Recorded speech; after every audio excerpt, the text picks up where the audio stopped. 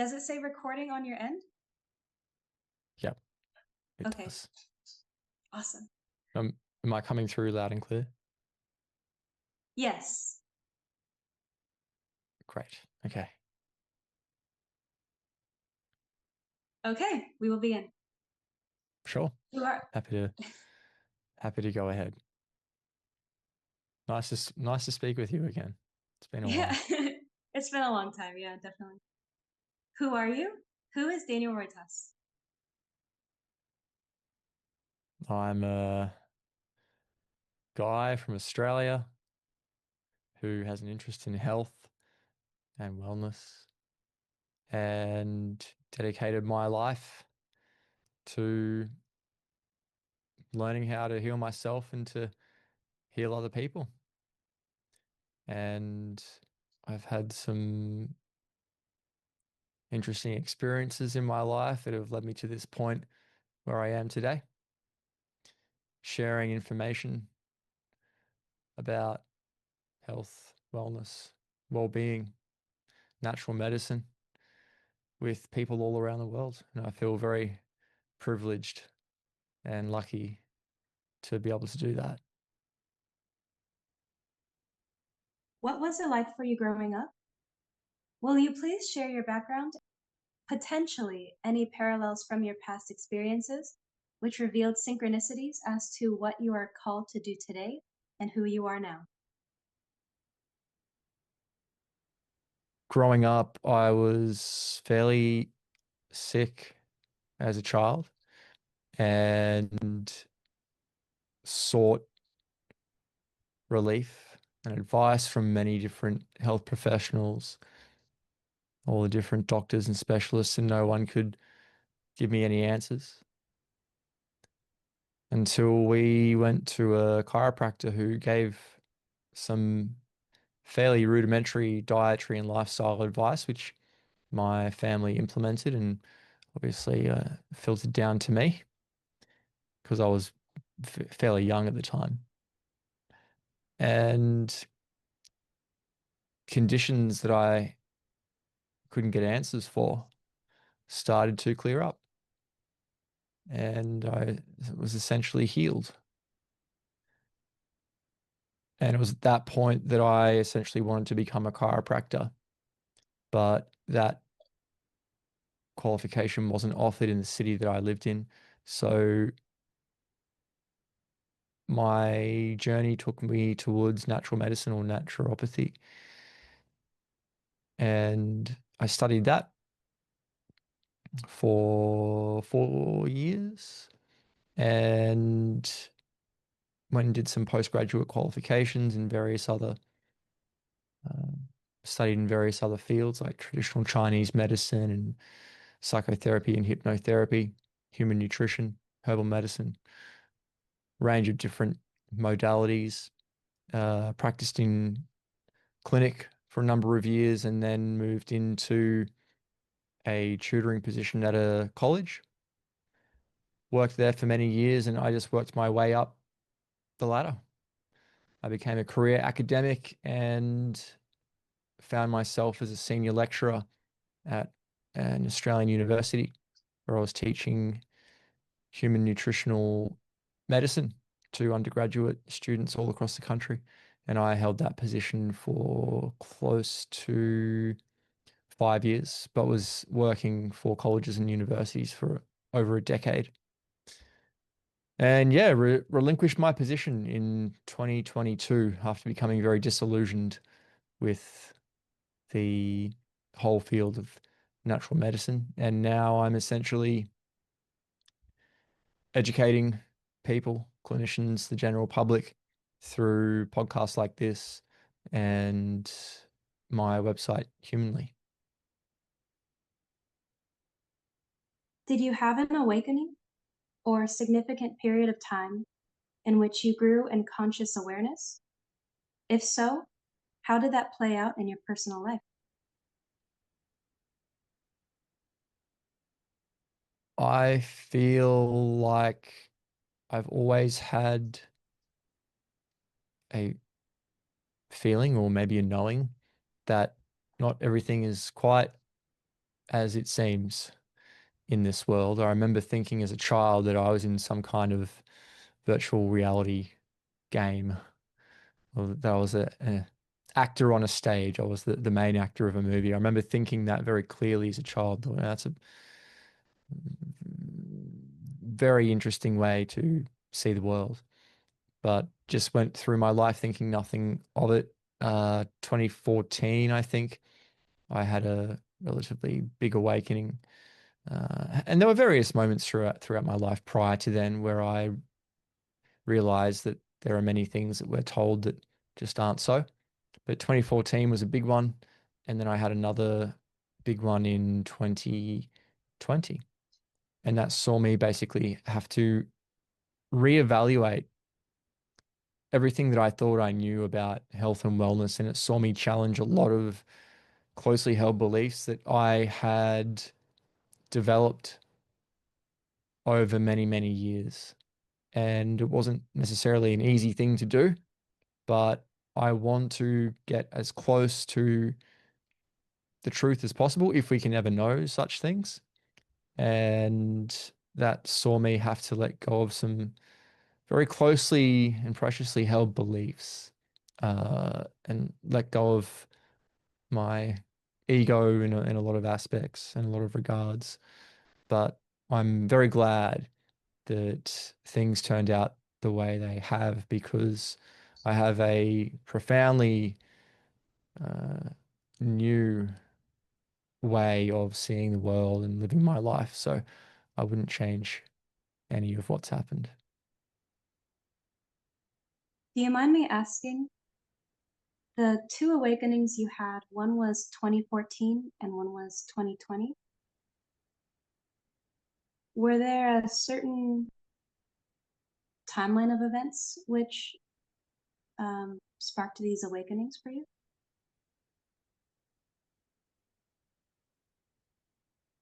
Like, for example, politics, family life, what you're studying, or was it a culmination of all of these things in a way?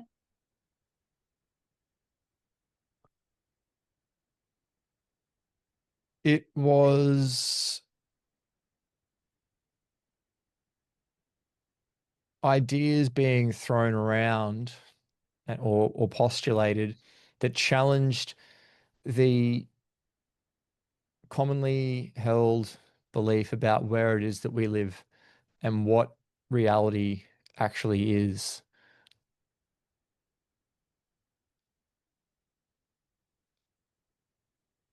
That happened in 2014.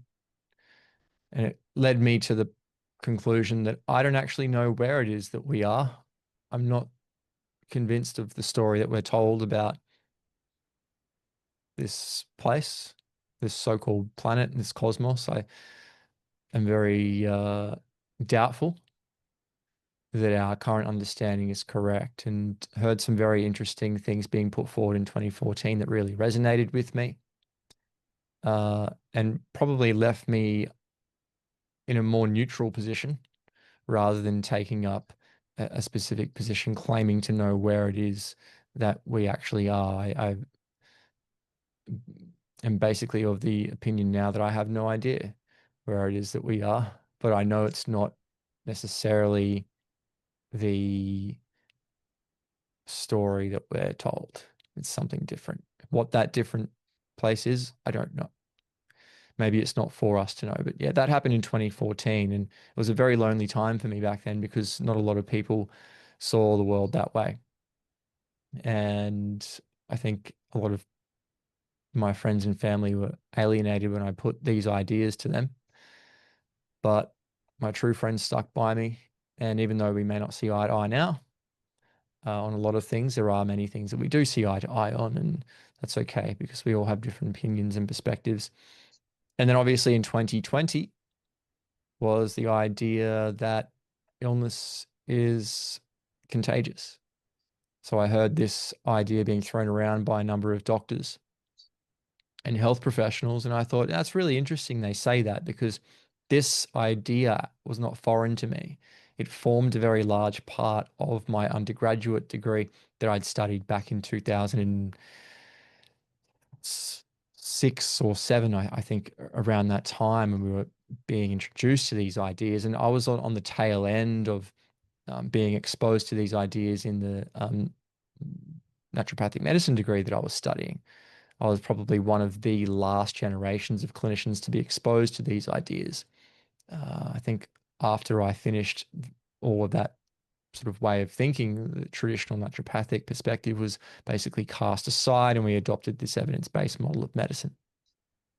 Uh, so when I heard them talking about that in 2020, I thought, maybe there's something to that, and I shouldn't have dismissed it back in 2007 in favor of so-called proven science.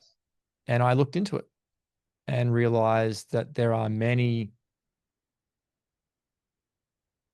inconsistencies with the story that we're told. And I'm basically at the point now where I don't necessarily know what is going on when it comes to the idea of contagion. Like maybe there is a pathogenic infectious organism out there that infects people, and maybe there's not. I don't know, and I don't claim to know. But the current story that we're told has so many holes in the story that it leads me to think that our understanding is incomplete and it deserves further scrutiny and investigation. What does personal sovereignty mean to you? How have you embodied personal sovereignty as your way of living?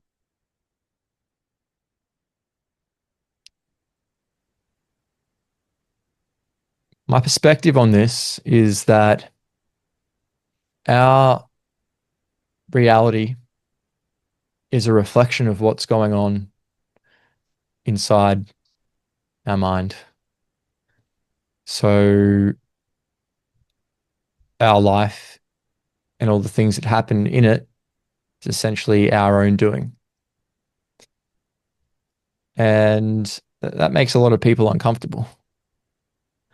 But when you come to this conclusion, and I'm not saying this definitely is the way that things are, but it's just where my understanding is currently, you start to become more conscious about the thoughts that you think and your reactions and responses to certain things. So I take an approach of trying to be as neutral as possible, to not get caught up in all of the things that are going on out there in the world.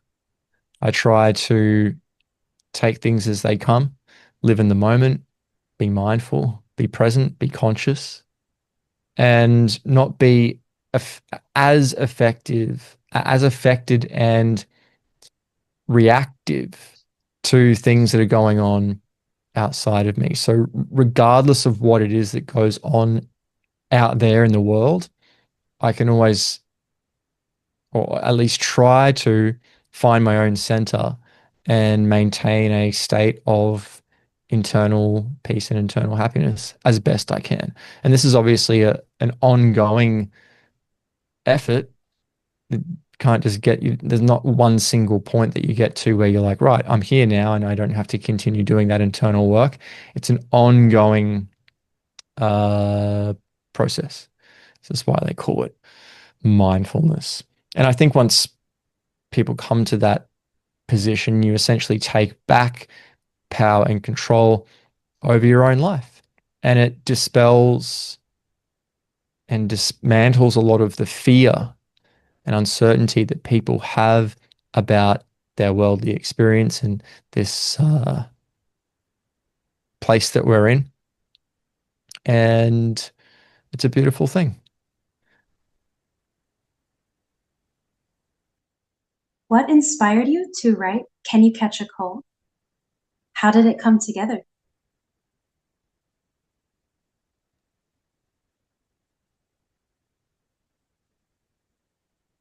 When I heard a number of people that I respect questioning this idea about contagion, I thought it was worthwhile looking at the evidence in support of germ theory and contagion.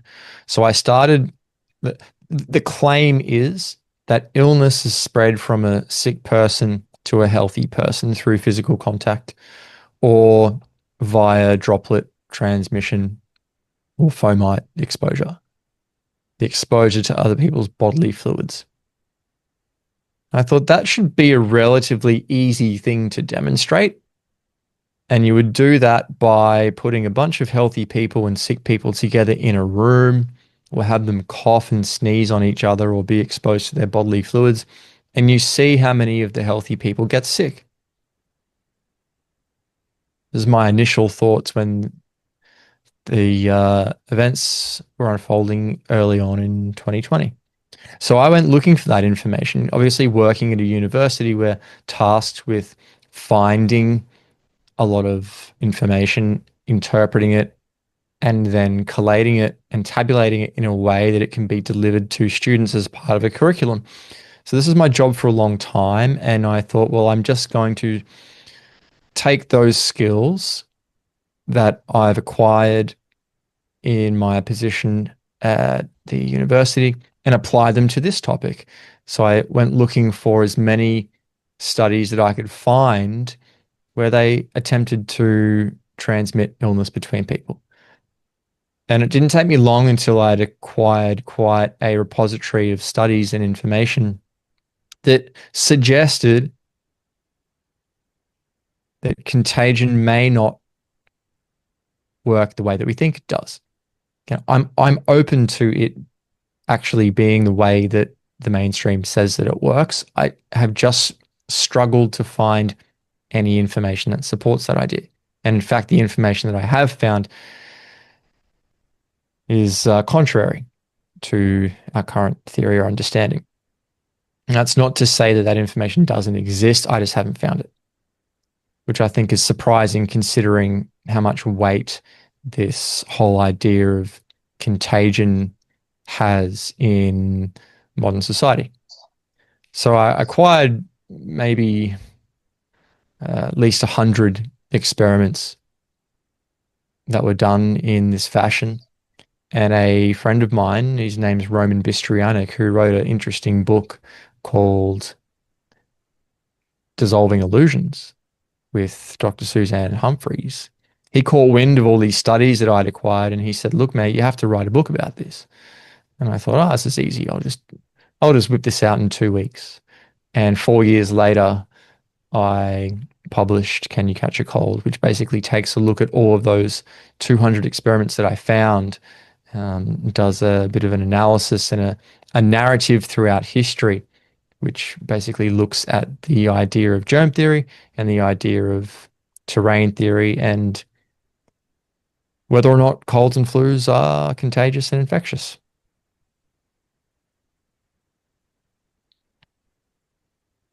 You somewhat actually already answered question number 6.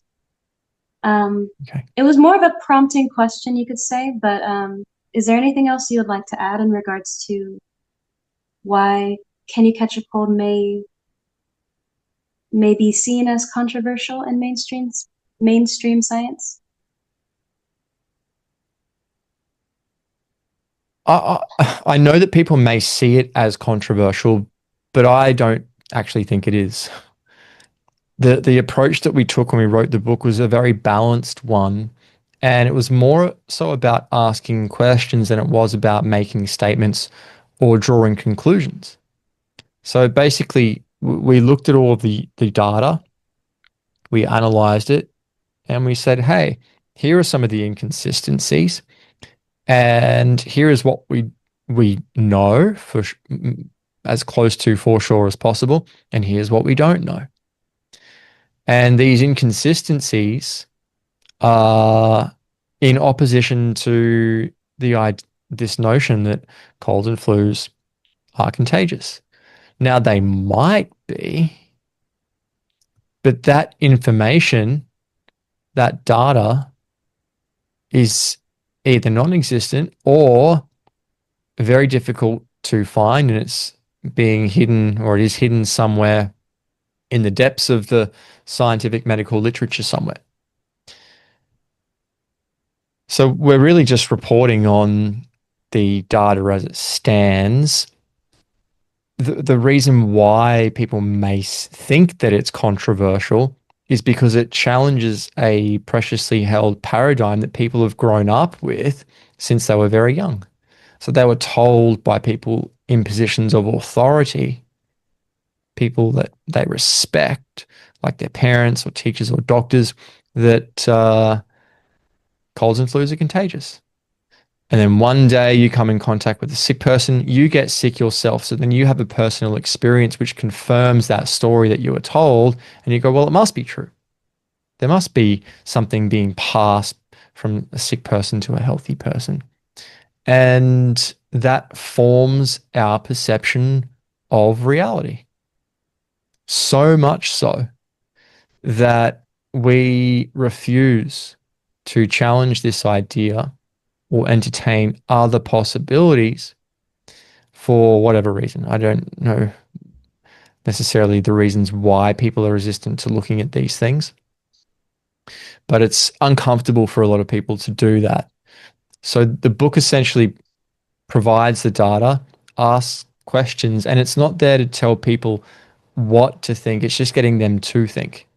So people can read that book and they are encouraged to make up their own perspective about this topic. It doesn't matter to me one way or another what people think at the end of reading that book.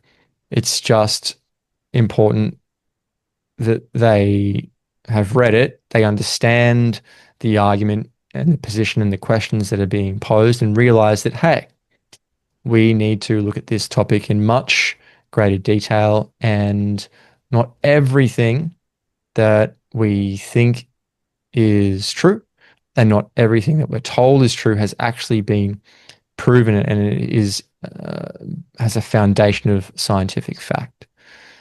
And this is what science is all about, is having a critical mind and not shying away from looking at things using some critical inquiry, not shying away from asking the tough questions and being okay to admit that we're wrong or that we don't know what we think we know.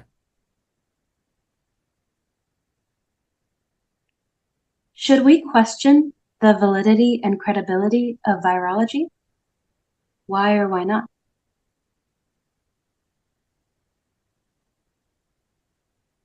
I think any field in science should be open to critique. And when certain questions are posed, they should be able to answer those questions in a rational, logical, stepwise approach that the average person can understand. And those explanations should be free of illogical reasoning or contradictions. And it should really be the ideas about any theory should reflect reality as close as possible. When we have to start clutching at straws and inventing rescue devices and looking at things in a way that aren't necessarily reflective of reality and that challenge common sense, well, then, regardless of what the topic is, we should, we owe it to ourselves. If that is the case, when we look at a specific topic and that is what we conclude, we then owe it to ourselves to reevaluate everything we think we know about said topic.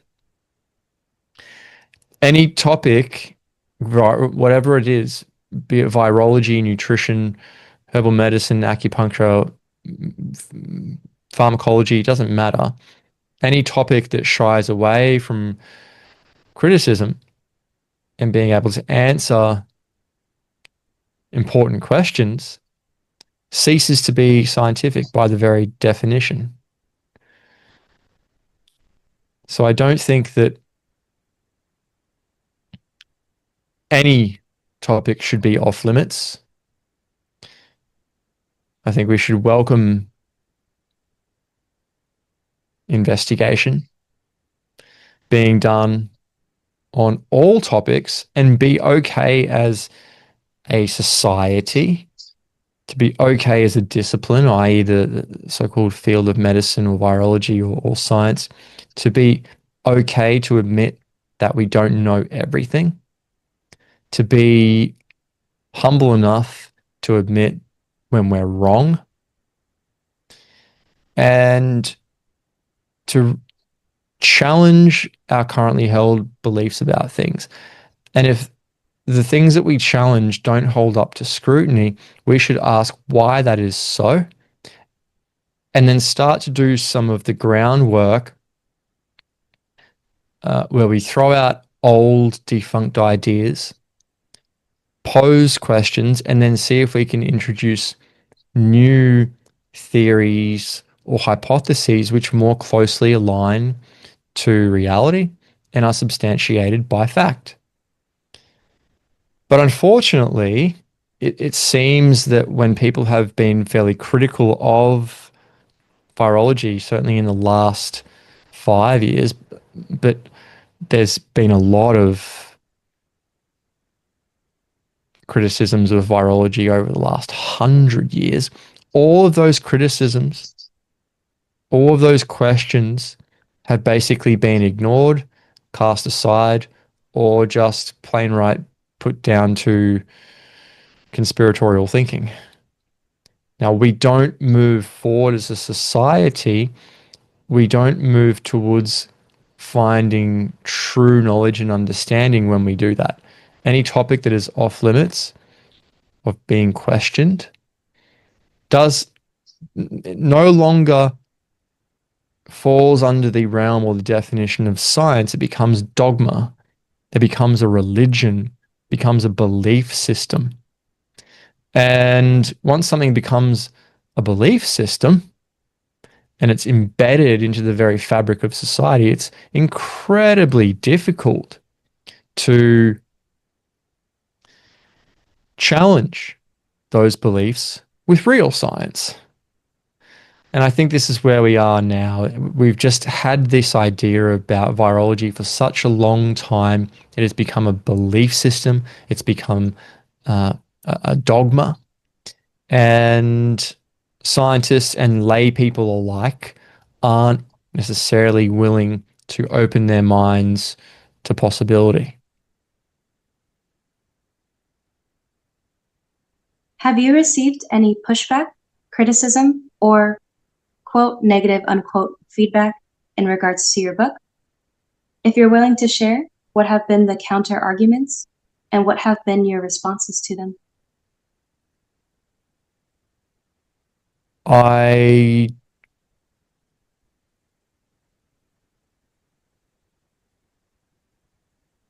try not to put my focus and attention there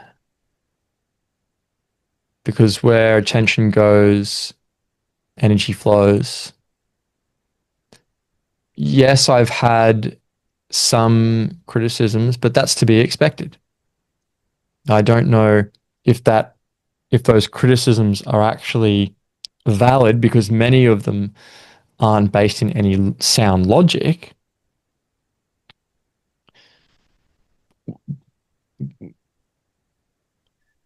And that's a problem in and of itself. Because if rebuttals to work like this aren't based in logic, then it's very difficult to have an open and honest conversation and open and honest discussion, which is why I don't often engage in conversations with people who you could call detractors or disbelievers of the work.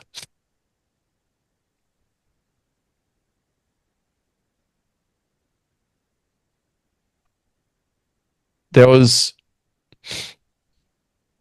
an article that was written on a Substack page that basically tried to poke holes in some of the points being made in the book. And I welcome that. I think it's a good thing to do. And essentially, what they said was that the book proved that contagion exists because there was about a 30% rate of healthy people falling sick in these experiments when they were exposed to the bodily fluids of sick people, i.e., flu germs. But what they failed to look at, and this was one of the major points of the book, was that those experiments, when those 30% of people fell ill, weren't controlled properly. So, what that means is that any of the results from uncontrolled, non randomized, non double blind placebo trials can't be interpreted with any certainty. So, for example, in some of these experiments, when people were exposed to saline, between as low as 5-7% of people and as high as 25 or thereabouts percent of people, healthy people being exposed to saline, develop colds and flus. Now, it just so happens that saline was mixed together with a lot of so-called bodily fluid samples that were taken from sick people. And then those fluids were exposed to people in unnatural ways. They would have large amounts of this fluid either injected directly into their bloodstream or syringed down into their respiratory tract or dropped into their eyes, or all these kinds of unnatural modes of so-called transmission. And when people fell ill with cold or flu-like symptoms, they were counted as a positive case. People say, see, that is proof of contagion. But because they were never controlled, those experiments were never controlled for, we don't know all of the reasons why those people may have fallen sick. Now, it turns out that in the mucus of sick people, inflammatory markers like bradykinin can increase many, many, many times. The concentrations increase significantly when someone gets a cold or a flu. Now, they've shown in a number of experiments when they expose healthy people just to those inflammatory markers, like bradykinin, for example, people develop colds and flus. So when you're exposing people to the snot of sick people, there's not just germs in there. There's all kinds of stuff in snot. There's proteins and there's carbohydrates and there's these inflammatory mediators and there's antibodies and there's all kinds of things, various different signaling molecules, God knows what, probably hundreds or thousands of different things. Some of which we know induce the symptoms of colds or flus in healthy people. So we can't then look at the evidence or the results of these studies where healthy people have fallen sick and say, see, there is contagion that goes on and it is caused by a germ, because we don't know that. Those studies weren't set up in a way to demonstrate that. All we can say for sure is when you take large amounts of foreign material and inject them into people, sometimes, in about 30% of cases, they get cold and flu symptoms. What does that mean in the context of contagion? Well, we don't know because we haven't studied it properly yet. So these are some of the things that people say, which are clearly discussed at length in the book, but it seems that for whatever reason, people look over the very in-depth discussion and analysis that we did when it comes to those uncontrolled studies and those confounding variables. I had skipped the question, what is the quote miracle work unquote behind the placebo and nocebo effect? and how it pertains to the power of belief. Is this something you would like to still answer? Yeah, it's incredibly powerful. The power of belief, the placebo effect. It's one of the most important effects known to man in the realm of these so-called scientific experiments. Scientists have to control for the placebo effect because it's so powerful. Now, in the context of the contagion studies, there are experiments that have been done where people were told that they were being exposed to flu germs. The doctor inoculates the person with the flu germs, and in a very short period of time after, they develop a full-blown cold or flu. And they're up all night coughing and sneezing and spluttering. And the next morning, the doctor comes in or the nurse comes in and says, we got you, April Fools. We only exposed you to saline. And within 15 minutes, their symptoms go away. So it wasn't a germ that caused that person's cold or flu in that instance. It was the power of their mind. It was their belief in the story that they're told as children that flu germs make you sick.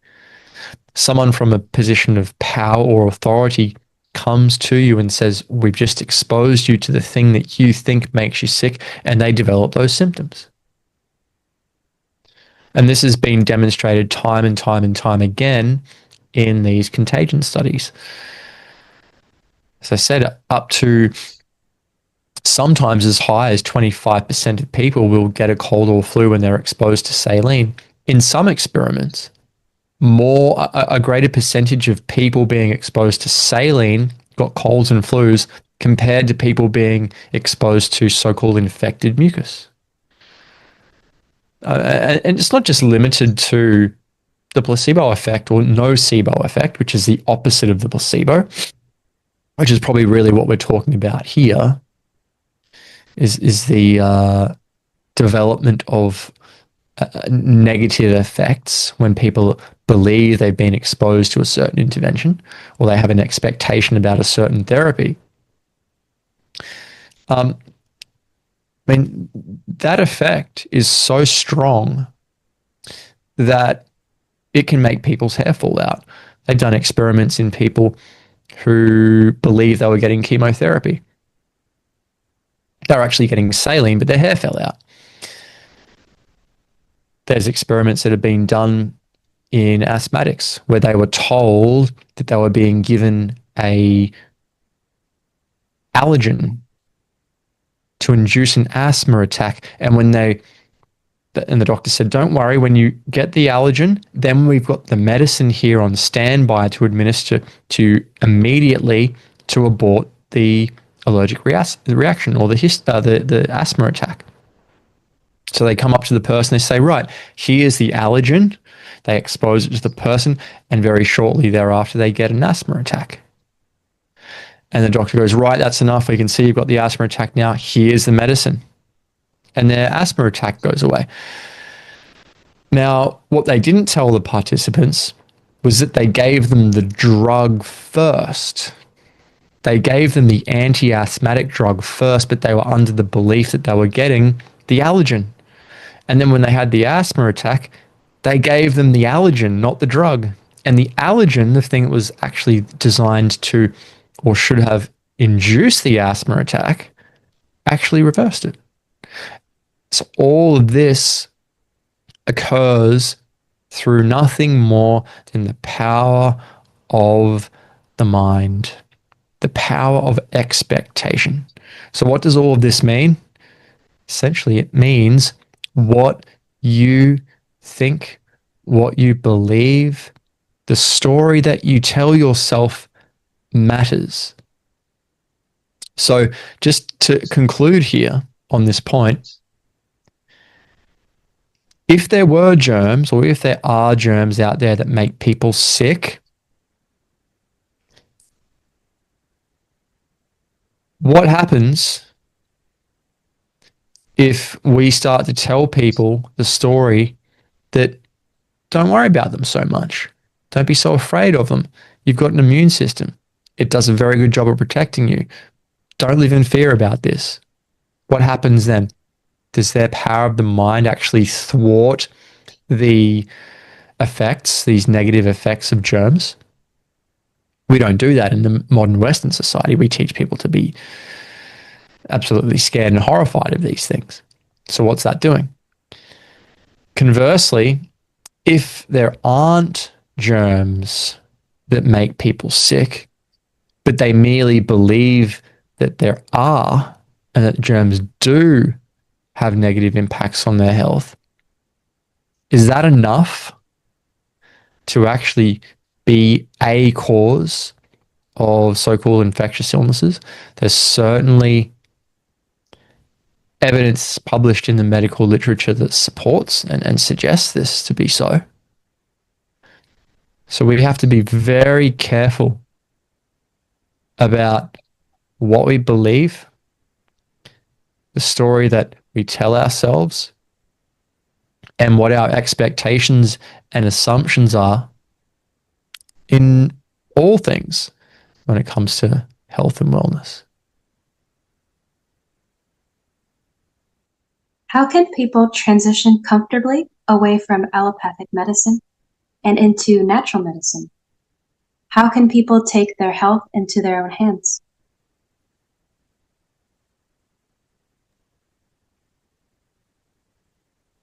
I don't know if people need to transition necessarily away from mainstream medicine. I think it does a lot of very good things. So it's nice to have it there if required. However, medicine doesn't do a particularly good job with disease prevention and the management and reversal of chronic illness. So emergency care, acute care, does a pretty damn good job. So if you get involved in a car accident or you fall off a ladder or whatever it is that happens to you, then medicine certainly has its place. But if you're overweight and you have insulin resistance and the hallmarks of cardiovascular disease and these kinds of things, it doesn't seem to have a very good answer to dealing with this stuff. So this is where people may want to start to look for things like alternative medicine. And I don't even really like that word, but alternative medicine or complementary medicine, which offers dietary and lifestyle modifications to people, which basically stimulates their body's innate self-healing mechanisms. So when you give the body what it needs and you take away what it doesn't need, it has a remarkable capacity to heal itself. But most people aren't ever told about this.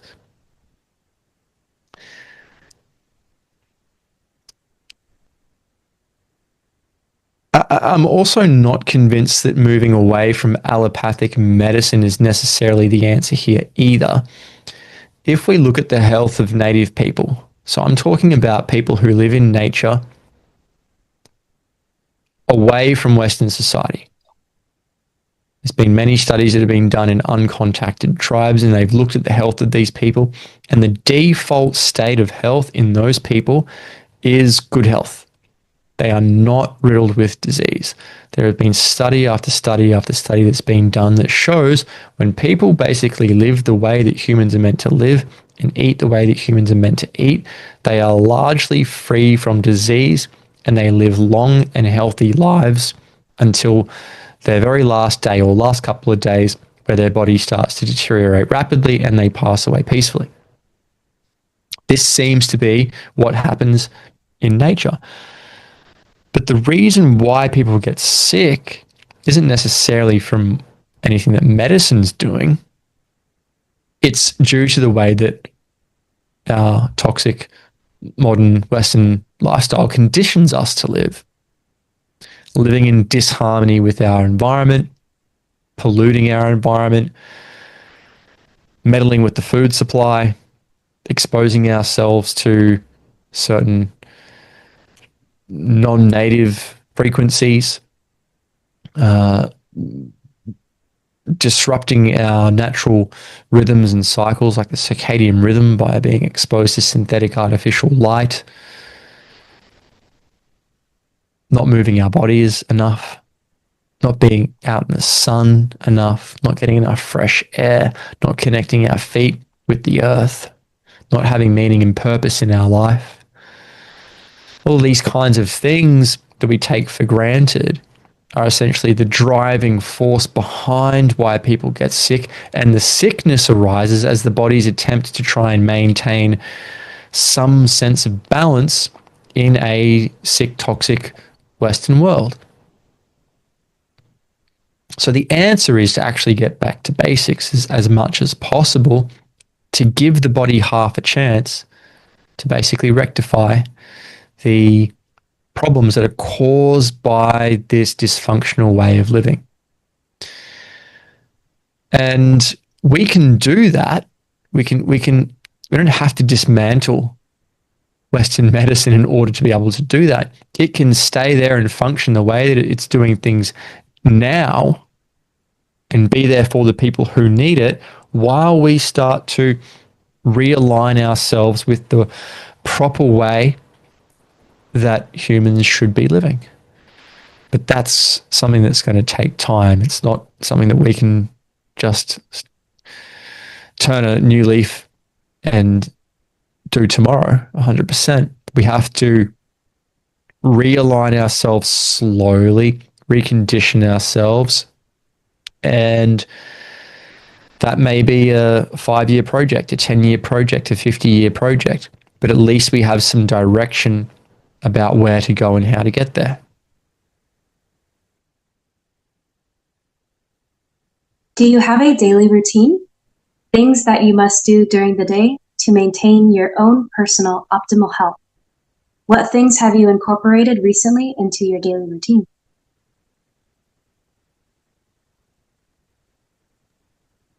So I myself currently am working on healing a very stubborn, so-called irreversible health problem, which I've been working on for a number of years. And my health now, currently, even though I'm still working on dealing with this issue, is leaps and bounds better than what it was 5 years ago when I had a shopping list as long as your arm of health conditions, complaints, symptoms, problems. Now all of those things are gone and I'm just left with this one little stubborn thing which is slowly, ever but surely getting better. And how have I done that? Well, I've given my body the things that it needs to basically thrive and activate its own internal self-healing mechanisms, and reduced my exposure to the things which either cause damage to my body directly or hinder that self-healing mechanism or process. Now, what are those things? Well, they're actually very, very simple. They're not easy necessarily, but they're very simple and they're very straightforward. But the reason why a lot of people don't do those things is because they seem so simple and they're largely free or very inexpensive. They're readily available. There's a low barrier to entry. And, how can anything be good for you if it's free and it's available right outside your front door? So what are those things? Well, diet, first and foremost. Eating a clean, healthy, local, seasonal, fresh diet. Preparing your own food with love and sharing it with the people that you care about. eating mindfully, moving your body, so doing physical activity regularly, getting outside in the sun every single day, getting outside in the fresh air, being outside in nature, even for just half an hour a day, putting my feet on the bare earth for at least half an hour a day, being mindful about where my mind goes and the thoughts that I think and the things that I feel and the way I react to certain situations.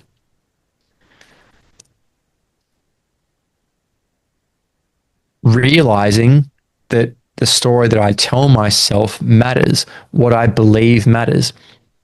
I can be doing all these things with my diet and my lifestyle, but if I don't believe that I can actually heal, then I'm not going to.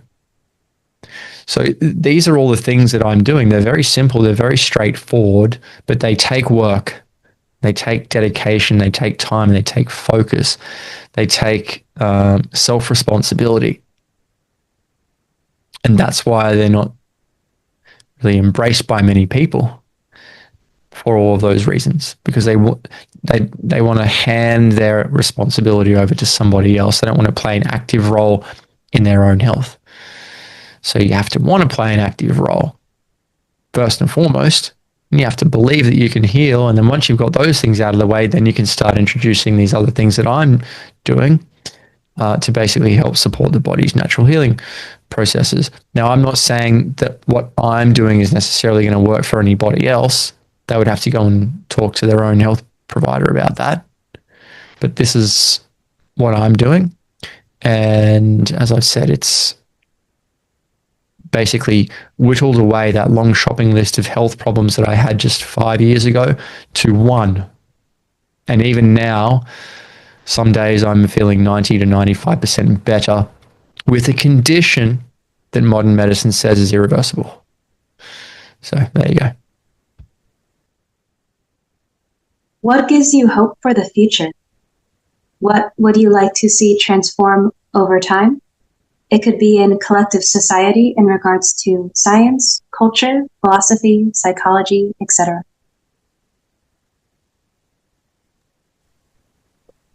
The answers to the problems, or the answers that we seek to the problems that we foresee in the modern world have already been answered for us. Those answers exist in our history. There was a time, quite a long period of time in human history, and this is even recent human history, where people walked this earth free from disease. How did we do it? How did we get there? How do we maintain good health? By living the way that human beings should live, by eating the way that human beings should eat. We already know all the things that we need to do to be healthy. It's just that we have lost our way. And I think that everything that's happening in today's world is leading us back to that point. I have faith that it's going to take us back to that point where disease isn't a thing anymore. It's going to lead us to a place where we are living more simply, where we are more connected with each other, where we are connected more closely with the environment and the world around us, where we have more respect for each other and Mother Nature. That we take pride in this place that we live in. That we have meaning and purpose in our lives. That we become free again. I have faith that we are heading to that point again. It's inevitable because nature always seeks balance. It always seeks equilibrium. It is always searching, hunting, wanting to get to that point. Currently, we're out of balance. We're out of equilibrium. So it's just a matter of time until we move so far away from that balance point that things start to move back towards it.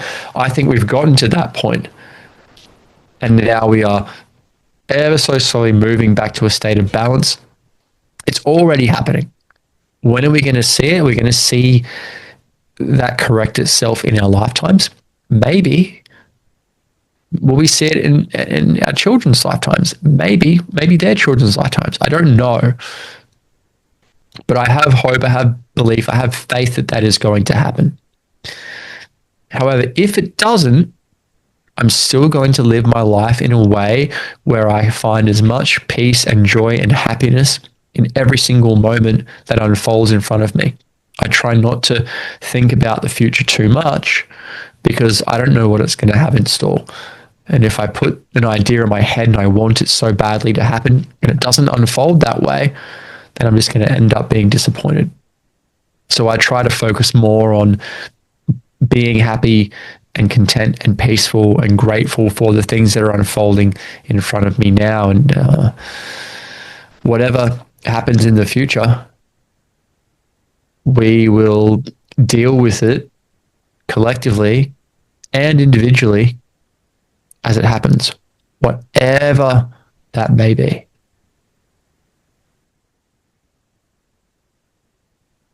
Is there anything else you would like to add before we go?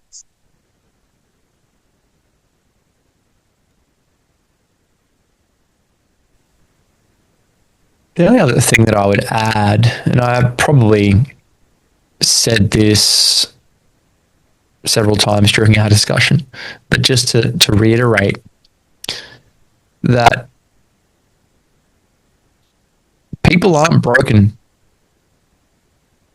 Disease is not our default state. We're not destined for disease. We are much more powerful than we give ourselves credit for. We have an incredible capacity to heal ourselves. To what extent, I don't know. It's going to be different for everybody, but that power exists inside of us. We just have to relearn, reconnect with how to do those things, and it's not necessarily that difficult. It's very simple, but not necessarily easy.